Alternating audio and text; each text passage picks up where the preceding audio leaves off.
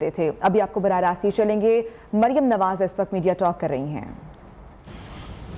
میں آپ سب کو شاباش بھی دینا چاہتی ہوں. میں آپ سب کے جذبے کو، آپ سب کی ہمت کو، آپ سب کی اپنے وطن سے، اپنی جماعت سے، اپنی لیڈرشپ سے محبت کو اور آپ سب کی کمٹمنٹ کو دونوں ہاتھوں سے سلوٹ کرتی ہوں. پاکستان مسلم لیگ نون زندہ باد. پاکستان مسلم لیگ نون زندہ باد. مریم نواز زندہ باد. مریم نواز بڑی مہربانی، زندہ باد. بہت مہربانی. اچھا، ابھی مجھے نا بہت ضروری باتیں کرنی ہیں. میرا وطن جو ہے اس وقت بہت مشکل میں ہے اور ہم سب محب وطن پاکستانی ہیں، تو مجھے آپ سے بہت ضروری باتیں کرنی ہیں آج. تو نعرے بازی ہم انشاءاللہ تعالی میری جو آپ سے گفتگو ہے اس کے بعد کریں گے. آپ لوگ خاموشی سے، پورے غور سے، دھیان سے میری بات سنو گے؟ وعدہ؟ تو پھر میں آپ کے ساتھ بعد میں مل کے آپ کے ساتھ ایک ورکر کی طرح میں آپ کے ساتھ نعرے لگاؤں گی انشاءاللہ، اور آپ کی بھی سنوں گی.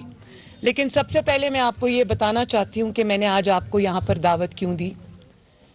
آپ لوگوں کے لیے اتنی دور سے، کوئی ثوابی سے آیا ہے، کوئی کہیں سے آیا ہے، آنا بہت مشکل تھا. لیکن میرا خیال ہے چند گھنٹے کے نوٹس میں آپ لوگ سب آئے اور مجھے پتا چلا کہ اور بھی بہت لوگ ہیں جو آنا چاہتے تھے، لیکن میرے پاس مری میں اتنی بڑی کوئی جگہ نہیں تھی، حکومت کی کوئی فیسلٹی میں استعمال نہیں کرنا چاہتی تھی. تو تہمینہ دولتانہ صاحبہ کو ہم سب شکریہ ادا کرتے ہیں کہ انہوں نے اپنا جو یہ جگہ ہے یہ ہمیں دی، اور خود آئیں. رات کو جب ان سے بات ہوئی تو خود آئیں اور انہوں نے کہا کہ میرے اپنے بچے ہیں تو میں آؤں گی اور میں خود ان کی ہوسٹ بنوں گی. تو ایک دفعہ ان کا بھی شکریہ ادا کریں. دیکھیں، آج جس قسم کے حالات سے پاکستان دوچار ہے، اس میں جو ہماری پاکستانیت ہے نا، ہماری حب الوطنی، ہماری پاکستانیت، قطع نظر اس سے کہ ہم کس سیاسی جماعت سے تعلق رکھتے ہیں یا کس سیاسی نظریے کے پیروکار ہیں، میں یہ سمجھتی ہوں کہ ہماری جو پاکستانیت ہے وہ آج ہم سب کو آواز دے رہی ہے. ہمارا ملک آج سب کو آواز دے رہا ہے. اس ملک کو پچھلے کئی سال میں اتنے زخم لگے ہیں، چاہے وہ معیشت کے اوپر جو کاری ضربیں لگی ہیں. اور آج معیشت کا یہ حال میں آپ کو بتاؤں کہ معیشت کا، میں نے پہلے بھی یہ بات اپنی تقاریر میں کہی کہ جب ہم حکومت سے باہر تھے تو ہم دیکھ رہے تھے کہ پاکستان کی معیشت ICU میں ہے. پاکستان میں مہنگائی جو ہے وہ عروج پہ ہے. غریب کے پاس روٹی نہیں ہے، غریب کے پاس آٹا چینی نہیں ہے، مریض کے پاس دوائی نہیں ہے. اور وہ حکومت اتنی بے حس حکومت تھی کہ 4 سال انہوں نے سوائے انتقام کے یا سرکاری وسائل اپنی ذات پر خرچ کرنے کے لیے انہوں نے کچھ بھی نہیں کیا. اور نتیجہ یہ ہوا کہ اچھا بھلا 2017-18 کا ترقی کرتا ہوا پاکستان آج ہر شعبے میں تنزلی کا شکار ہے. اور اس کے اندر میں اگر آپ کو یہ کہوں کہ پاکستان کی معیشت اس وقت وینٹیلیٹر پہ ہے، تو میں قسم کھا کے کہتی ہوں کہ اس بات میں 0% ایگزیجریشن ہے. IMF کے ساتھ جو معاہدہ عمران خان کر کے چلا گیا تھا 30 روپے لیٹر پیٹرول ڈیزل بڑھانے کا، اور IMF کے ہاتھوں پاکستان کو گروی رکھ کر چلا گیا.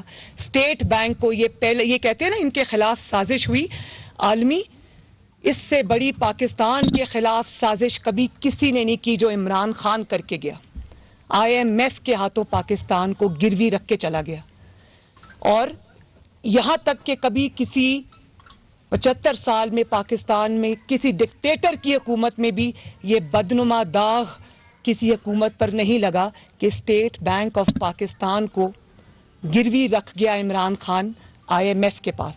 اور وہ قانون بنا گیا کہ جو بھی اسٹیٹ بینک کرے گا اس کو کوئی عدالت بھی نہیں ہاتھ لگا سکتی.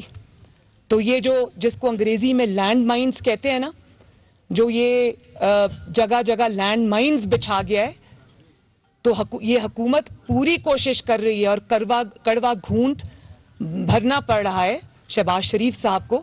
کل رات کو میری شہباز شریف صاحب سے میٹنگ ہوئی تو مجھے پتا چلا کہ اس وقت کیا حالات ہیں.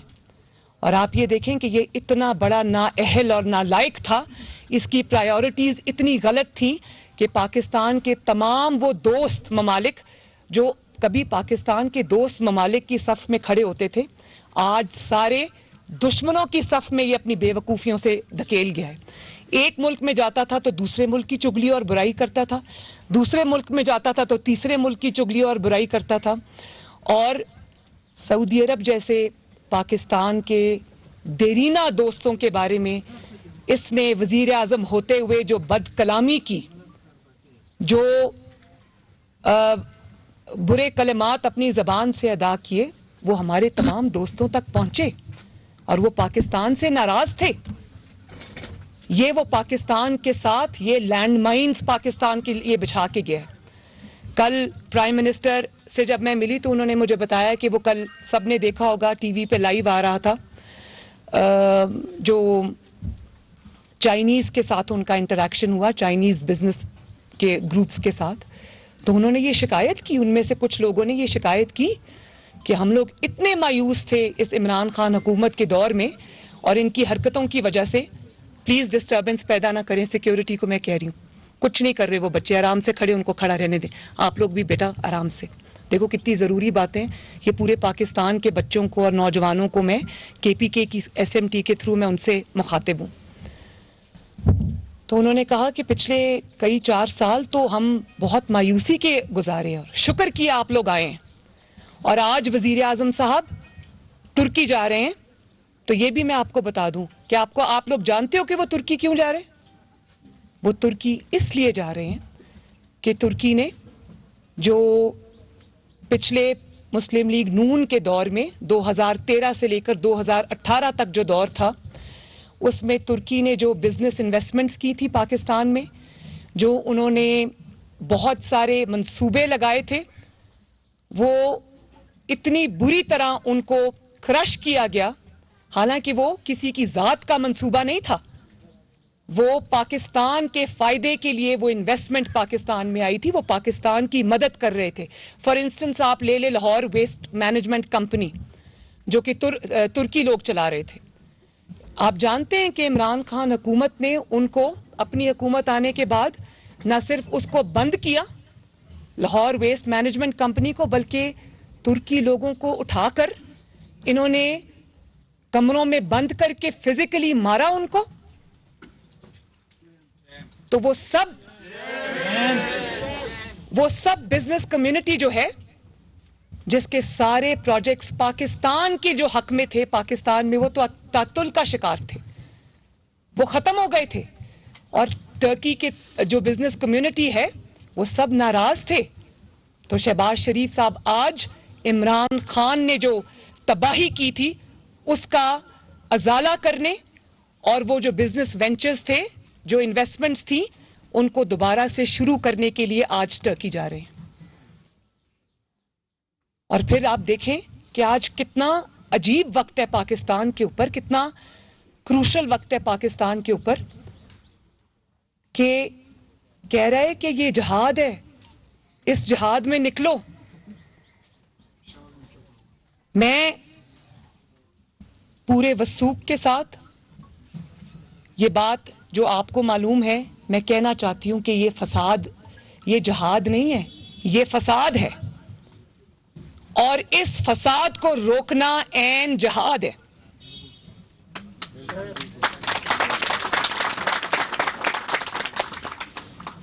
آپ دیکھیں کہ اس نے خود کل ایک انٹرویو میں اعتراف جرم کیا کہ میرے لوگ مسلح تھے لانگ مارچ میں، جس کو انہوں نے یہ بند ہو گیا، اس کو دیکھیں، چل پڑا. اس نے کل اپنے ایک انٹرویو میں یہ اعتراف جرم کیا. اللہ تعالیٰ انسان کے منہ سے چیزیں نکلواتا ہے کہ اس نے، یہ تو مجھے پتا ہے کہ اس کی چہرے سے ویزیبل ہے کہ جب سے اس کا لانگ مارچ تاریخی ناکامی سے دوچار ہوا ہے تو اس کے چہرے پہ پریشانی کے بھی آثار ہیں، ان کی جماعت میں بھی لڑائی ہے، اور وہ خود عمران خان کی اس پالیسی سے تنگ ہیں.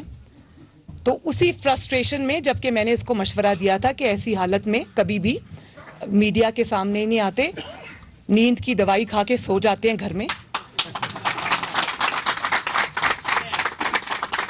لیکن انہوں نے سوچا کہ میں ڈیمیج کنٹرول کروں, تو اسی ڈیمیج کنٹرول میں ان کے منہ سے کل نکل گیا یہ اعتراف جرم اس نے کر لیا کہ میرے لوگ مسلح تھے, میرے لوگوں کے پاس ہتھیار تھے. تو حکومت پاکستان, وزیر اعظم پاکستان اور ہمارا انٹیریئر منسٹر رانا ثناء اللہ جب یہ لانگ مارچ آ رہا تھا تو کیا کہہ رہے تھے؟ وہ بھی تو یہی کہہ رہے تھے کہ ہمارے پاس انٹیل رپورٹس ہیں کہ یہ مسلح لوگ لے کر, جتھے لے کر وفاق پہ حملہ آور, پاکستان پہ حملہ آور ہو رہے ہیں. اور لاہور میں جس دن لانگ مارچ ہونا تھا, اسی دن لاہور کے ایک ان کے بہت اہم آفس ہولڈر زبیر نیازی, کیا نام ہے اس کا, اس کے گھر سے اتنا زیادہ اسلحہ نکلا کہ لگ رہا تھا کہ وہ لوگ کسی جنگ پہ جا رہے ہیں. اور کل اس نے خود اعتراف کیا کہ ہاں میرے لوگوں کے پاس اسلحہ تھا. تو میں یہ پوچھنا چاہتی ہوں کہ جب آپ کے پاس یہ اسلحہ تھا تو آپ کس نیت سے وفاق کے اوپر حملہ آور ہونے آ رہے تھے؟ کوئی ان کے پاس اب یہ جواز نہیں رہ گیا کہ یہ کہیں کہ لانگ مارچ ہماری سیاسی ایکٹیویٹی ہے, ہمارا جمہوری حق ہے یا ہمارا پرامن احتجاج ہے. مجھے یہ بتائیں کہ پرامن احتجاج ہے, آج ہمارا پرامن جلسہ ہے, اس میں کتنے لوگوں کے پاس ہتھیار ہیں؟ میرے کتنے جلسے ہوئے ماشاءاللہ. مسلم لیگ نون کارکنان بیٹا ایک منٹ, میرے اتنے جلسے ہوئے, کسی ایک کے پاس بھی کوئی ہتھیار نہیں تھا, کیونکہ ہمارا مقصد شر پھیلانا نہیں ہے, ہمارا مقصد فتنہ پھیلانا نہیں ہے, ہمارا مقصد فساد پھیلانا نہیں ہے. تو یہ جو ان کا فساد تھا نا, جو نقاب تھا ان کے چہرے پہ کہ ہمارا جمہوری حق ہے, ہم تو پرامن, وہ پرامن جو ہے نا وہ پرتشدد تحریک میں بدل چکا ہے. اور میں خیبر پختونخوا کے وزیر اعلیٰ, انہوں نے کل یہ بیان دیا ٹی وی پر, پورے پاکستان نے دیکھا کہ میں خیبر پختونخوا کی فورس کو استعمال کروں گا. اس کا مطلب جانتے ہو؟ اس کا مطلب یہ ہے کہ میں خیبر پختونخوا کو استعمال کر کے پاکستان پر حملہ آور ہو جاؤں گا. میں خیبر پختونخوا کے وسائل کو استعمال کر کے پاکستان اور وفاق پر حملہ کروں گا. مجھے ذرا بتانا, اگر یہی بیان حمزہ شہباز شریف جو وزیر اعلیٰ پنجاب ہے اس نے دیا ہوتا کہ میں پنجاب کی فورس کو استعمال کر کے وفاق پہ حملہ آور ہو جاؤں گا, یا کسی اور صوبے پہ خدا نخواستہ حملہ آور ہو جاؤں گا, یا یہی بیان اگر جو سندھ کے وزیر اعلیٰ ہیں مراد علی شاہ صاحب, اگر انہوں نے یہ دیا ہوتا کہ میں اپنی فورس کو استعمال کروں گا سندھ کی فورس کو, یہ بیان کوئی اور نہیں دے گا, کیونکہ جتنی بھی سیاسی جماعتیں ہیں سب محب وطن سیاسی جماعتیں ہیں. آپس میں اختلافات سب کے ہیں اور ہوتے بھی ہیں. سیاسی اختلافات کس جماعت کے نہیں ہوتے ایک دوسرے کے ساتھ, ہمارے بھی ہیں. لیکن جہاں پاکستان کی بات آتی ہے, پاکستان کی سالمیت کی بات آتی ہے, حب الوطنی کی بات آتی ہے, تو پورا پاکستان ایک جگہ کھڑا ہوتا ہے, پاکستان کے سبز اور سفید جھنڈے کے سائے کے نیچے.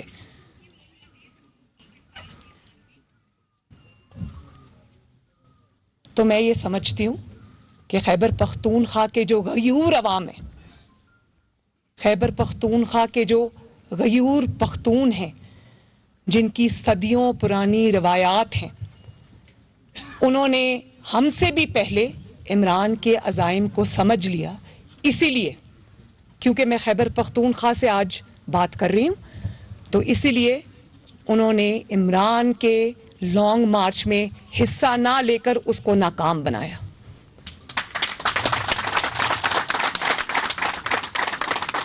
سب سے پہلے پختونوں نے, میرے غیور پختون بھائیوں نے, بہنوں نے, بزرگوں نے عمران کے مکروہ عزائم کو پہچانا. لیکن مجھے اس بات کا افسوس ہے کہ چاہے وہ پی ٹی آئی کے, پاکستان تحریک انصاف کے ورکرز تھے, وہ بچے شہید ہوئے, عمران کی اقتدار کی ہوس کی بھینٹ چڑھے. تو میں نے مردان میں بھی جو فیملی جس کے بچے شہید ہوئے, میں نے ان کے ساتھ بھی اظہار تعزیت کیا, اور لاہور میں بھی اگر پی ٹی آئی کا میں نے سنا ہے کہ کوئی کارکن شہید ہوا ہے, میں ان کی فیملی سے بھی ایک بار پھر تعزیت بھی کرتی ہوں, ان کے لیے دعا گو ہوں کہ اللہ تعالیٰ ان بچوں کے درجات بلند کرے.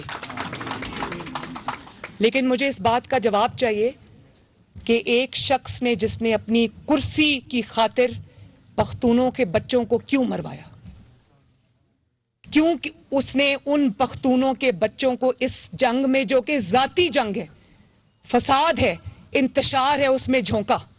کیا قصور تھا ان بچوں کا؟ کہاں ہیں عمران خان کے اپنے بیٹے؟ جہاد تو اگر جہاد ہے تو جہاد تو آپ پہ بھی فرض ہے, مجھ پہ بھی فرض ہے, پاکستان کے ہر مسلمان پر فرض ہے. تو جہاد تو ہر مسلمان پہ فرض ہے, تو اس کے بچے بھی مسلمان ہیں, ذرا آئیں جہاد میں. تمام جو فرنٹ لائن ہے جہادیوں کی اس میں کھڑے ہوں. لوگوں کے بچے اور عمران کے بچوں میں فرق ہے؟ کیا فرق ہے ان میں کہ وہ عمران خان کے بچے اور یہ غریب عوام کے بچے, یہ پختونوں کے بچے؟ اور پھر کیا فرق ہے ایک دہشت گرد میں اور عمران خان میں؟ دہشت گرد بھی اسی طرح حملہ آور ہوتے ہیں ہتھیاروں کے ساتھ پاکستان پر, وفاق پر, ایک صوبے کو دوسرے صوبے سے لڑاتے ہیں.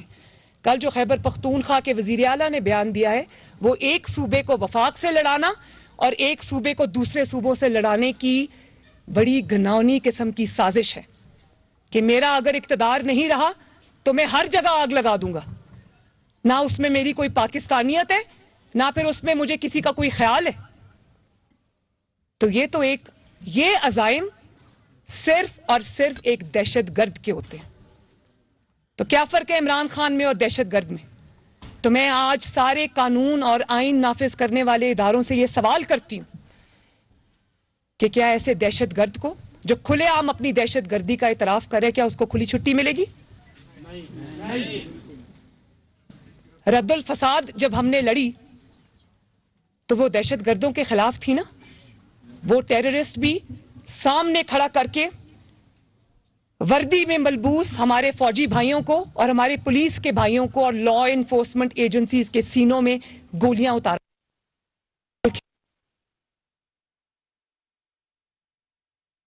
مری میں مسلم لیگ نون کی نائب صدر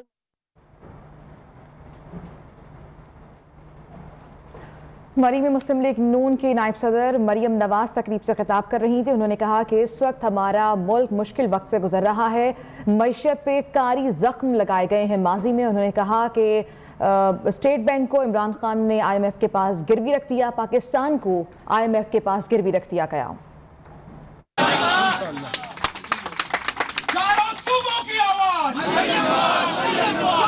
اور میں یہ بھی کہنا چاہتی ہوں کہ وہ جو رد الفساد دہشت گردی کے خلاف لڑا گیا تھا نا, دہشت گردی ابھی بھی اس وقت بھی پاکستان کی پاکٹس میں تھی. انہوں نے سیاسی نقاب نہیں اوڑا ہوا تھا. یہ دہشت گردی, یہ جو مسلح تحریک ہے جس کا گینگ لیڈر عمران خان ہے, وہ مسلح تحریک اس لیے دہشت گردوں سے زیادہ خطرناک ہے کہ انہوں نے سیاسی جماعت کا نقاب اپنے چہرے پہ چڑھایا ہوا ہے. تو میں یہ کہنا چاہتی ہوں کہ ہاں, اگر تم نے دہشت گردی کرنی ہے, اگر تم نے فساد کرنا ہے, اگر تم نے فتنہ کرنا ہے, تم نے انتشار پھیلانا ہے, تو اپنا یہ نقاب اپنے چہرے سے سیاسی جماعت کا ہٹا کر آؤ اور پھر ریاست پاکستان سے اپنا مقابلہ کرو. دیکھیں گے کون جیتتا ہے. انشاءاللہ ریاست پاکستان جیتے گی, پاکستان جیتے گا انشاءاللہ. اور اس مسلح جدوجہد جس کو کہہ رہی ہے, جو فساد اور فتنہ اور شر یہ پھیلا رہا ہے, اس کا مقصد کیا ہے؟ گوگی بچاؤ. گوگی بچاؤ, گوگی پہ ابھی آتی ہوں میں, ٹھہر جاؤ. اس کا مطلب نہیں کیا ہے؟ سب کچھ فیک ہے, سب کچھ فیک ہے. گوگی نیک ہے, گوگی اتنی بھی نیک نہیں, ابھی میں اس پہ بھی آتی ہوں. بات یہ کہ یہ کیوں یہ کر رہا ہے جو یہ کر رہا ہے, اس کی دو وجوہات ہیں. اس کی ایک وجہ تو یہ ہے, اس کو پتا ہے کہ اگر اکتوبر نومبر گزر گیا تو اس نے جو سازش رچائی ہے نا, وہ ناکام ہو جائے گی. اس کی سازش تھی کچھ لوگوں کو اپنے ساتھ ملا کر اگلا الیکشن بھی چوری کر لے اور اگلے 5 سال بھی دھوکے سے دھاندلی سے اپنے نام کر لے. وہ وقت اس کو گزرتا ہوا نظر آ رہا ہے. دوسری بات, کیا مقصد ہے اس انتشار اور فتنے کا؟ اس کا عمران خان کی ذاتی انا ہے, اور انا کو اس لیے ٹھیس پہنچی ہے کہ اس کے اپنے لوگوں نے سیاسی طریقے سے, آئینی طریقے سے اس کی حکومت کو اٹھا کے باہر پھینکا ہے. پارلیمنٹ نے اس کو اٹھا کے باہر پھینکا ہے. پاکستان کے عوام نے, جن کی نمائندگی ایم این ایز اور ایم پی ایز کرتے, انہوں نے اس کو اٹھا کے باہر پھینکا ہے. اس کی کرسی چلی گئی ہے. اس کرسی جانے کی وجہ سے اس کے سر پہ اتنی بری چوٹ لگی ہے کہ اس کو یہ بھی بھول گیا ہے کہ پاکستان کا نقصان کرنے پہ یہ تلا بیٹھا ہے. تو اگر ملک کا اتنا ہی احساس تھا اور یہ جو کرسی لینا چاہتا ہے واپس, اس کا کیا مقصد ہے؟ کرسی لے کر بھی یہ وہی کرے گا جو پچھلے 3.5-4 سال میں اپنی حکومت میں اس نے کیا. آج یہ انسان ایک سیکنڈ اپنی کارکردگی پہ نہیں بول سکتا. کیا بولے گا؟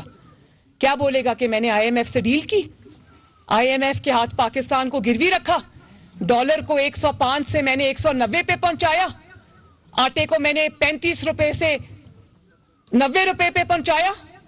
ابھی عمران خان کی حکومت کا 40واں نہیں ہوا اور 80 روپے سے شہباز شریف نے آٹا 40 روپے کلو کر دیا. کیا بتائے گا کہ مفت علاج چھینا لوگوں کا, ادویات چھینی مریضوں سے, آٹا مہنگا کیا, چینی مہنگی کی, بجلی مہنگی کی. آج جو لوڈ شیڈنگ ہو رہی ہے, مجھے اتنی تکلیف ہے اس لوڈ شیڈنگ کی, بہت گھنٹے ہو رہی ہے, مجھے پتا ہے اس بات کا. لیکن میں آپ کو یہ بتا دوں کہ یہ لوڈ شیڈنگ جو آج ہو رہی ہے, پاکستان کے پاس پیسے نہیں ہیں اس لوڈ شیڈنگ کو ختم کرنے کے لیے. یہ سارا خزانہ جو ہے نا خالی کر گیا ہے.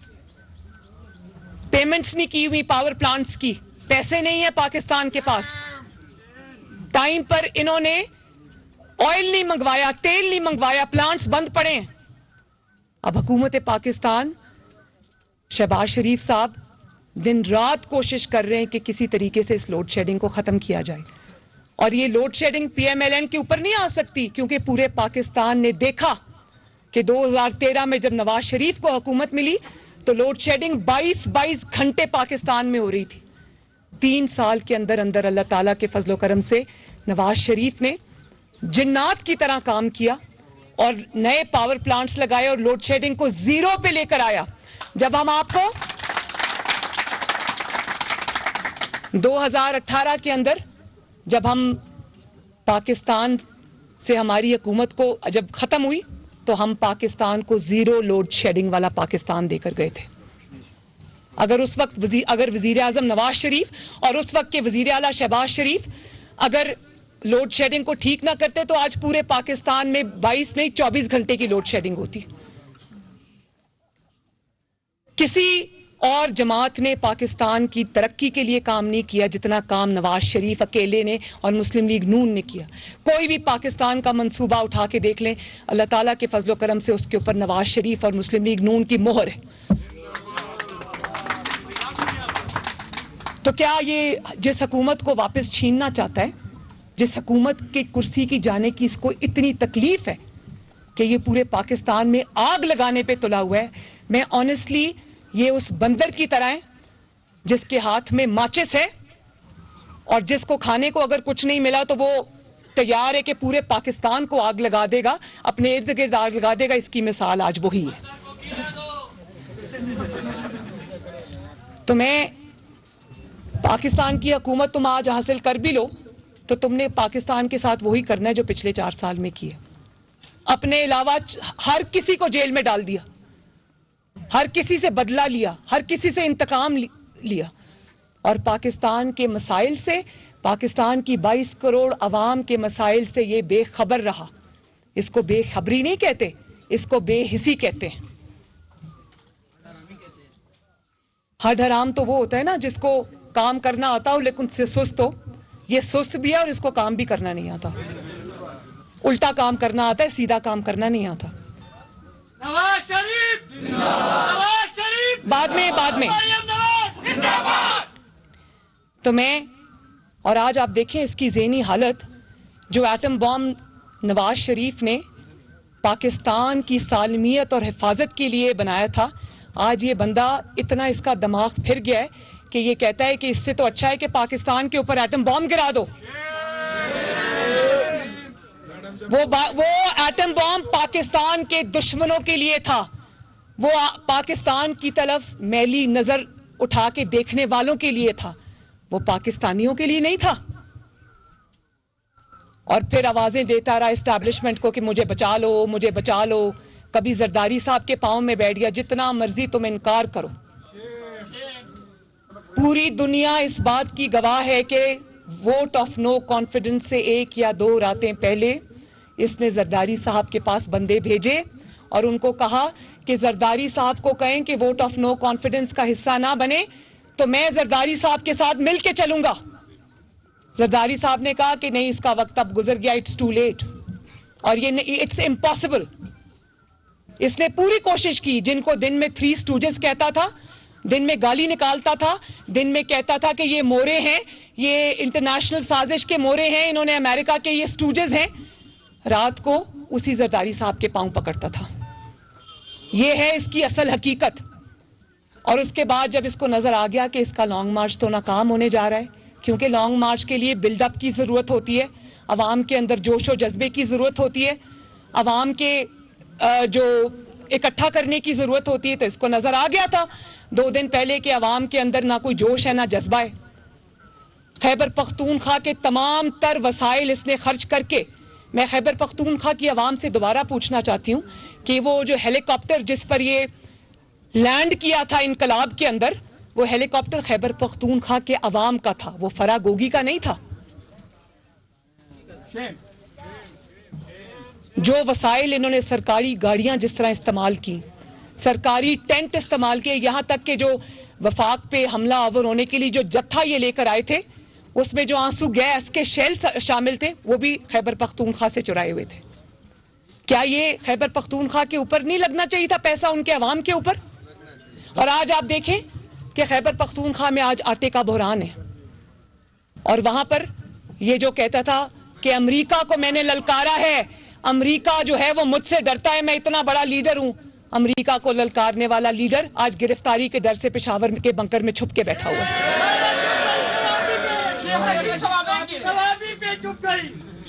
اور آپ دیکھو، سن لیں، اور یہ آج اس میں وہاں پر چھپ کے بیٹھا ہے، اور خیبر پختونخوا کا وزیر اعلیٰ وفاق پہ حملہ آور ہونے کی تیاری کر رہا ہے وہاں پر کسی کو خیال، پشاور میں بیٹھے ہوئے ہیں، لیکن خیال نہیں آ رہا کہ عوام کو آٹا چاہیے، عوام کو روٹی چاہیے، کیونکہ اس سے ان کا کوئی سروکار نہیں ہے۔ پہلے یہ آوازیں دیتا رہا اسٹیبلشمنٹ کو، وہاں سے آواز نہیں آئی، جس نمبر پہ یہ کالز کر رہا تھا وہ نمبر تو بدل گیا تھا، اور باقی کے لوگوں نے اگر سبق سیکھا اور انہوں نے اپنے آئینی اور قانونی رول تک اپنے آپ کو محدود کرنے کی انہوں نے ایک فیصلہ کیا، تو اس کو سمجھ آ گئی کہ اب وہاں سے بھی میری مدد کے لیے کوئی نہیں آ رہا۔ یہ ان کو پکارتا رہا، پھر ان کو پہلے پکارتا رہا مدد کے لیے، جب وہ مدد کو نہیں آئے انہوں نے کہا کہ ہم نیوٹرل ہیں، ہمارا سیاست سے کوئی تعلق نہیں ہے، تو پھر اس نے ان کو دھمکانا شروع کر دیا، ان کو کہتا ہے میر جعفر، میر صادق۔ اس کی پوری زندگی محسن کشی سے بھری پڑی ہے، ادھر سے شروع ہو جائیں ماجد خان سے لے کے علیم خان تک، اس نے ہر اس شخص کو ڈسا جس شخص نے اس کے اوپر احسان کیا، اور آج یہ اسٹیبلشمنٹ جو کہ اس کے محسن تھے ان کو میر جعفر اور میر صادق کہہ کے بلا رہے ہیں۔ جب وہاں سے انکار ہوا تو یہ اب عدلیہ کو آوازیں دے رہا ہے، عدلیہ کو اپنی ناکام اور جو کیا کہتے ہیں فتنہ پرست سیاست میں عدلیہ کو گھسیٹ رہا ہے۔ کل میں نے ٹی وی میں دیکھا تو عدلیہ سے اس طرح مخاطب تھا جس طرح عدلیہ کو حکم دے رہا ہے، سپریم کورٹ کو حکم دے رہا ہے، دوسرے لفظوں میں سپریم کورٹ کو کہہ رہا تھا کہ مجھے ہر جگہ سے نہ ہو گئی ہے، عوام نے بھی مجھے مسترد کر دیا، اسٹیبلشمنٹ سے بھی نہ ہو گئی، सियासी जमातों ने भी मुझे ना कर दी, तो अब एक अदलिया और सुप्रीम कोर्ट बचते आए और मेरी जान बचाएं और मेरा लॉन्ग मार्च कराएं। तो मैं अदलिया से भी बहुत अदब से ये गुजारिश करना चाहती हूँ, मैं अदलिया को डिक्टेट ना कर सकती हूँ ना करूंगी। मोहतरम इदारा है, पाकिस्तान का इदारा है, तो मैं अदलिया से ये रिक्वेस्ट करूंगी कि इसकी गंदी और इंतशारी सियासत का हिस्सा मत बने। ये अदलिया के चंद जजेस को भी साकिब निसार बनाने का इरादा लेके निकला हुआ है। साकिब निसार का सवाए, क्योंकि साकिब निसार साहब ने इतने जालिमाना फैसले किए और इतने यकतरफा फैसले किए कि अब सवाए इमरान खान के साकिब निसार साहब की कोई जाए पनाह नहीं है। तो ये अब अदलिया में भी एक साकिब निसार ढूंढ रहा है, ये इस्टेब्लिशमेंट में भी उस नंबर को ढूंढ रहा है जो नंबर बंद हो गया। तो अपनी जो बंदूक है ना, जो तुमने तानी हुई है पाकिस्तान के आईन की तरफ, पाकिस्तान के कानून की तरफ, पाकिस्तान की सियासत की तरफ, पाकिस्तान की तरक्की की तरफ, पाकिस्तान की 22 करोड़ अवाम की तरफ, उस गंदी बंदूक को अदलिया के कंधों पे रख के चलाने की कोशिश मत करो। अदलिया को अपनी सियासत से दूर रहने दो। अदलिया को भी ये फैसला करना पड़ेगा कि आज ये उनको अगर इस्तेमाल करेगा तो कल ये उसी अदलिया को गली चौकों चौराहों में गाली निकालेगा। ये इसका ट्रैक रिकॉर्ड है।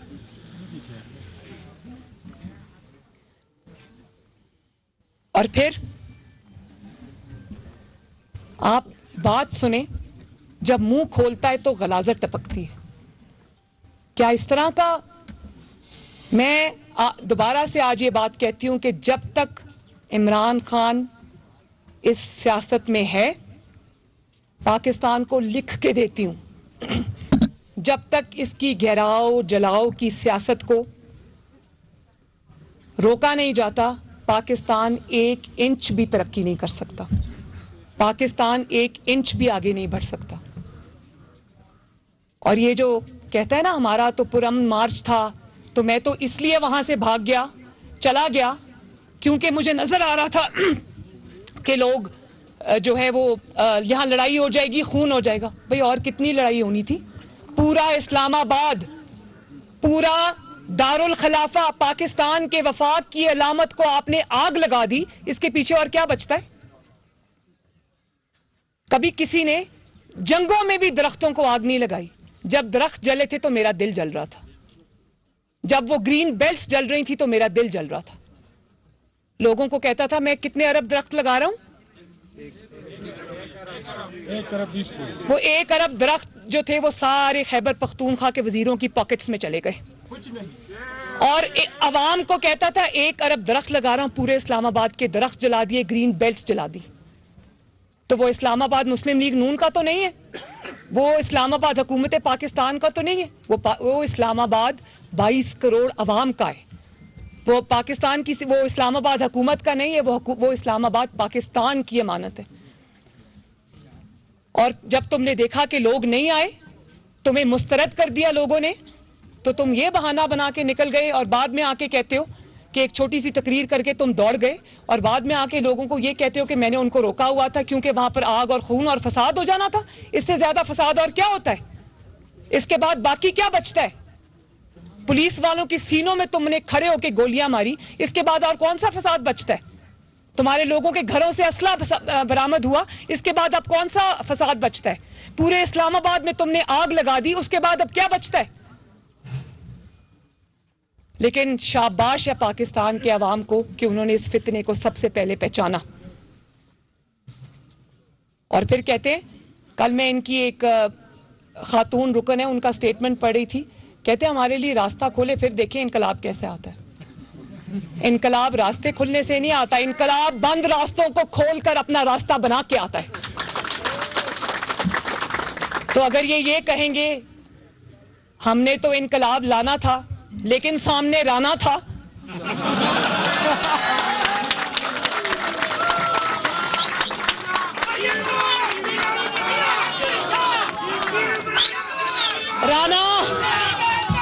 राना सनाउल्लाह तो था, رانا ثناءاللہ تو تھا, رانا ثناءاللہ رہے گا انشاءاللہ.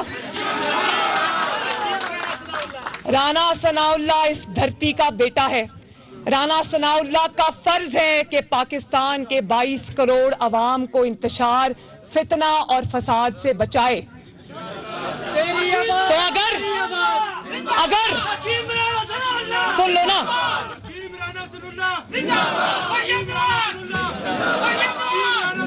تیمینہ آنٹی آپ سن رہی ہیں, وہ کہہ رہے حکیم رانا ثناءاللہ. رانا ثناءاللہ آج پورے پاکستان کا ہیرو ہے. اور جب آپ کسی کے ساتھ ظلم کرتے ہو, زیادتی کرتے ہو, ناانصافی کرتے ہو, تو فیصلے آسمان سے آتے ہیں. یہ وہی رانا ثناءاللہ تھا نا جس کو تم نے ہیروئن کا جھوٹا مقدمہ ڈال کر اس کے اوپر تم نے اس کو بند کیا سلاخوں کے پیچھے.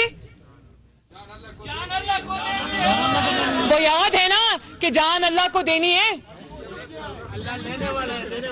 اور آج اللہ تعالیٰ کا فیصلہ آیا تو آج وہی رانا ثناءاللہ ان کے آگے پاکستان کے لیے دیوار بن کر ڈٹ کے کھڑا ہے.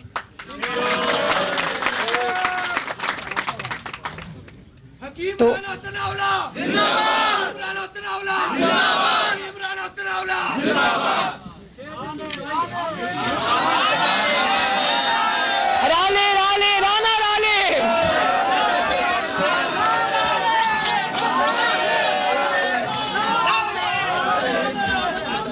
اچھا, اب ایک اور بات, وہ جو میں کل نواز شریف صاحب کو کہہ رہی تھی, میں نے کہا میرے جتنے بھی ماشاءاللہ جلسے ہوئے 50 ڈگریز میں 45 ڈگریز میں دنیا جس طرح نکلی اور جس طرح انہوں نے ہماری بات سنی, ساتھ کھڑے ہوئے آ کے عوام, تو میں سب کو خراج تحسین بھی پیش کرنا چاہتی ہوں. لیکن میں نے کل میاں صاحب کو ایک بات کہی, میں نے کہا کہ کراؤڈ کی طرف سے جتنا رسپانس فرا گوگی کے نام پہ آتا ہے اتنا کسی کے نام پہ نہیں آتا.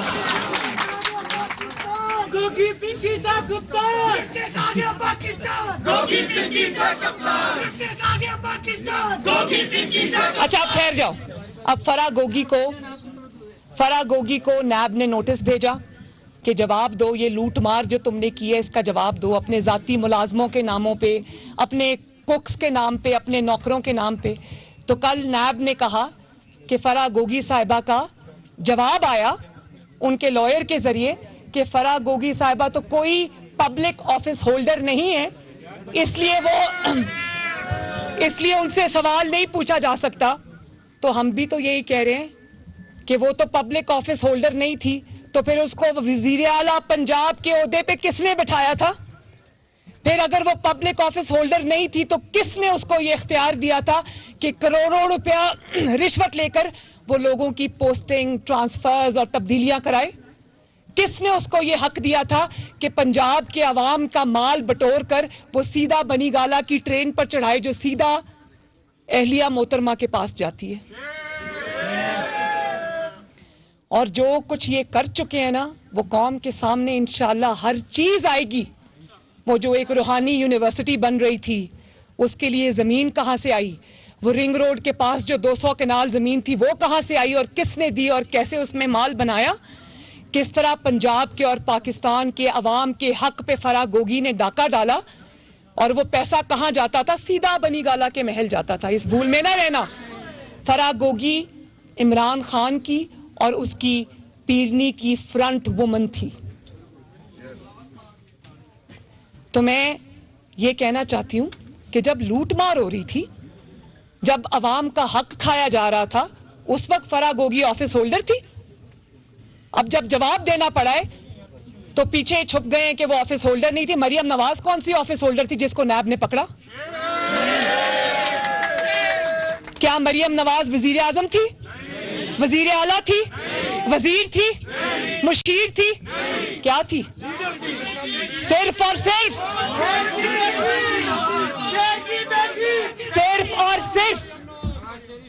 پاکستان کے لیے کھڑی تھی. مجھے میرے باپ کے سامنے یہ بند ہو گیا. پھر माइक, एक मिनट, मेरा जुर्म क्या था? मेरा जुर्म ये था कि मैंने जुल्म और नाइंसाफी के खिलाफ आवाज उठाई थी। मैं भी कोई पब्लिक ऑफिस होल्डर नहीं थी, तो मैं भी नैब को बड़े आराम से ये कह सकती थी कि सॉरी नैब, मैं पब्लिक ऑफिस होल्डर नहीं थी, मैं आपका जवाब नहीं दे सकती। लेकिन मैंने डट कर नैब के जुल्म का मुकाबला किया। मैंने 60 दिन नैब में, 57 डेज मैं नैब में रही, सॉलिटरी कंफाइनमेंट, 24 घंटे कमरे में बंद। नैब के मजालिम मैंने सहे। अडयाला में मैं 4 महीने बंद रही, जहां मेरी वालदा की वफात हो गई। कोट लखपत में मैं अपने वालिद को मिलने गई। उन दिनों में अपने वालिद की रिहाई के लिए, क्योंकि अरशद मलिक साहब की, वो जो जज अरशद मलिक मरहूम है, उनकी उनकी गवाही सामने आई थी, जिससे ये दुनिया को पता चल गया कि नवाज शरीफ बेगुनाह है। तो मैं उसकी बेगुनाही के लिए, उसकी जो कोर्ट से उनकी इंसाफ के लिए मैं जगह जगह जलसे कर रही थी। तो इमरान खान को तकलीफ हो गई। मैं अपने वालिद को कोट लखपत जेल मिलने गई।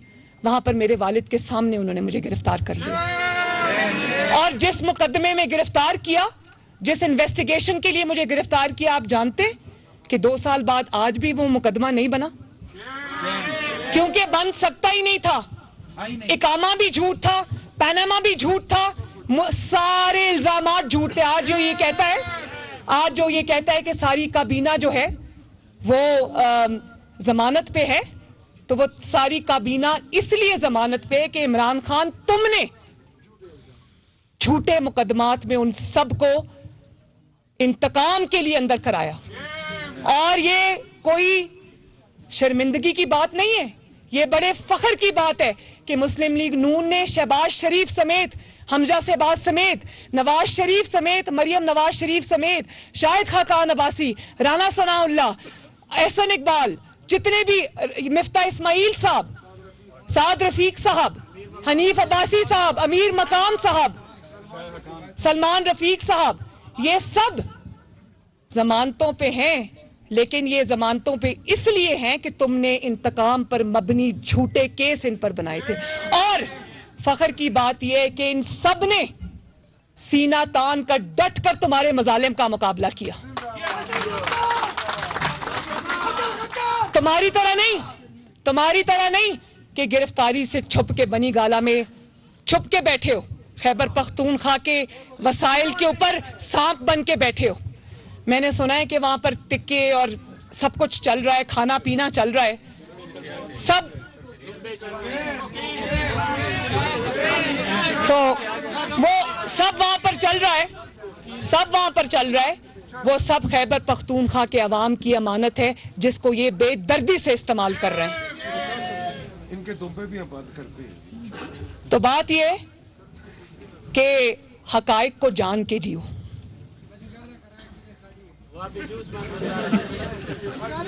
और जितनी दिन इमरान खान आज पेशावर के बंकर में जाके गिरफ्तारी के डर से छुप के बैठा है ना, और जहां पूरी खैबर पख्तूनख्वा की हुकूमत उसकी तवाज़ो और आओ भगत में लगी है और वफाक पे हमला करने की तैयारी कर रही है, मैं खैबर पख्तूनख्वा की आवाम को ये कहना चाहती हूँ, और मैं गयूर पख्तूनों को ये कहना चाहती हूँ कि जितना पैसा उन पर खर्च हो रहा है, अगर ये पैसा खैबर पख्तूनख्वा के अवाम पर खर्च होता, जितना टाइम अब केपी के वजीर आला हाउस में इमरान खान बैठ के लगा रहे, इतना टाइम अपने उस पिछले 10 साल में उसने खैबर पख्तूनख्वा पे लगाया होता, तो खैबर पख्तूनख्वा में भी तरक्की आज लाहौर की तरह हुई होती। बैठते हैं अगर कहीं जाकर तो खिदमत के लिए नहीं बैठते, तखरीबकारी के लिए बैठते हैं। और फिर कल परसों में सुन रही थी एक नया प्रोपेगेंडा, क्योंकि झूठा खत जो है उसका तिया पांचा हो गया, झूठी साजिश के ड्रामे का तिया पांचा हो गया, मुझे जान का खतरा है, मैं कत्ल कर दिया जाऊंगा, उसका तिया पांचा हो गया, लॉन्ग मार्च का तिया पांचा हो गया। तो अब एक अचानक नई बात आई है कि हुकूमत पाकिस्तान ने शायद कोई वफद इसराइल भेजा है। एक मिनट, वो कतई नजर इस बात से कि इसने क्या इल्जाम दिए, इसके अपने लोग उस वफद में शामिल है जो इसके फाइनेंसियर्स हैं, उसका हुकूमत पाकिस्तान से कोई ताल्लुक नहीं। हुकूमत पाकिस्तान आज भी अपने फलस्तीनी बहनों और भाइयों के साथ खड़ी है। और اسرائیل سے بات کرنا تو کیا کبھی مڑ کے اسرائیل کی طرف نہیں دیکھے گی. لیکن دوسروں پہ تم الزام لگاتے ہو تو میں یہ بتا دوں کہ پاکستان میں اگر کوئی واحد شخص ہے جس کے تانے بانے سیدھے اسرائیل سے ملتے ہیں, جس کے خاندانی لنکس اور کنیکشنز اسرائیل کے ساتھ ہیں, اس کا نام ہے عمران خان. اور یہ وہی ہے جس نے پوری دنیا کے سامنے ایک مسلمان پاکستانی کے مقابلے میں جب میئر کا الیکشن آیا لندن کے میئر کا, اس نے پاکستان کے مسلمان کے مقابلے میں ایک اسرائیلی زیک گولڈ سمتھ کی جو اس کا سالہ تھا, اس نے اس کی کیمپین چلائی. صادق خان کے مقابلے میں اس نے تو میں نے ٹویٹ بھی کیا تھا, میں دوبارہ بھی کہنا چاہتی ہوں کہ اگر اس قسم کے گھٹیا پروپیگنڈے کی طرف تم آئے بھی نا تو تمہیں ایسا منہ توڑ جواب ملے گا کہ تمہیں چھپنے کی جگہ نہیں ملے گی انشاءاللہ. اور آخر میں یہ ضرور کہنا چاہتی ہوں کہ میں اپنے خیبر پختونخوا کے عوام سے اس SMT کے ذریعے اور اپنے خطاب کے ذریعے اور پاکستان کے تمام نوجوانوں سے, ماؤں سے, بیٹیوں سے, بہنوں سے, بزرگوں سے, بھائیوں سے میں یہ گزارش کرنا چاہتی ہوں کہ ایک شخص جو پاکستان کی ترقی, پاکستان کی سالمیت, پاکستان کے سکون, پاکستان کے چین پر حملہ آور ہے, اس شخص کو اس کا عبرتناک انجام تک پہنچائیں. تو یہ میری SMT جو ہے یہ KPK میں واپس جا کے یہ اپنا میسج اپنے گلیوں میں, محلوں میں دے گی, اور جتنا اس نے پاکستان کی معیشت کا اور پاکستان کے ہر شعبے کا نقصان کر دیا ہے, ہماری معاشی اقدار کا نقصان کر دیا ہے, بسم اللہ الرحمن الرحیم پڑھ کے, قرآنی آیات پڑھ کر یہ عورتوں پہ جملے کسنا شروع ہو جاتا ہے. تو اس کے لوگ کنفیوزڈ ہیں اس کے لوگ کہ اسلامک ٹچ دینا ہے کہ میوزک کا ٹچ دینا ہے کہ کیا ٹچ دینا ہے. تو مذہب کو اپنی سیاست کے لیے استعمال کرنے والا, مذہب کو اپنے سیاسی مخالفین کے خلاف ہتھیار بنا کے استعمال کرنے والا, اس سے زیادہ بڑا خطرناک شخص اور فتنہ پاکستان میں ہو نہیں سکتا. تو سب مل کے یہ فیصلہ کریں کہ مسلم لیگ نون کی حکومت کے, اتحادیوں کی حکومت کے, شہباز شریف صاحب کی حکومت کے ہاتھ مضبوط کریں گے. میں آپ سے وعدہ کرتی ہوں کہ پاکستان میں امن ہوگا, سکون ہوگا, چین ہوگا, حکومت کو کام کرنے دیا جائے گا. تو انشاءاللہ تعالی نواز شریف کی سربراہی میں شہباز شریف جیسا وزیر اعظم ہمیں ملا ہے, ہم انشاءاللہ تعالی چند ماہ میں پاکستان کو ان بحرانوں سے نکال کر لے جائیں گے.